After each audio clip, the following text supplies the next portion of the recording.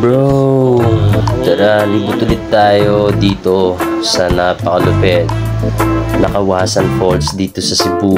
Napakalupit. Kasama ko yung family ko ngayon at excited na ako. Ito, sumasayaw pa nga ako dyan kasi sobrang excited ko talaga.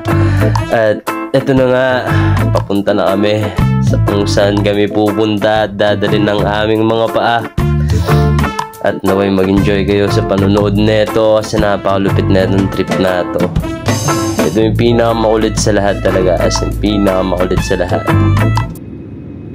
Tingnan nyo naman kung gaano kaganda yung view sa taas.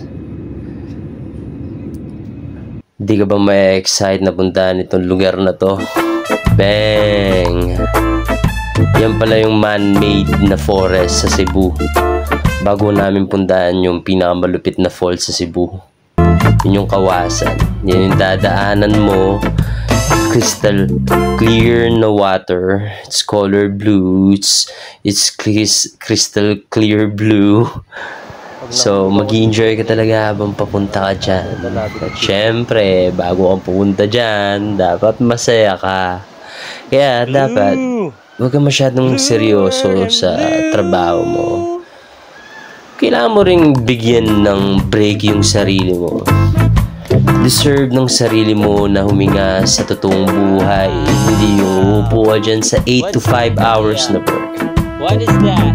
And pinapayaman mo lang yung may-ari ng kumpanya. Kaya mag-explore ka. Huwag mo sayangin yung araw, yung oras na nandito ka sa mundo. Hindi yung nakaharap ka lang dyan sa computer mo, sa ginagawa mo. Pag minsan kailangan mo rin talagang magdahilan para ma-enjoy yung buhay. Hindi puro na lang trabaho, tulog, kain, trabaho. It's just like a loop that eats you alive. And your dreams is eaten by these companies. So, habang bata ka pa, mag-explore ka lang, enjoy mo lang yung outside world. So, peace out and salamat sa panonood. Yahoo!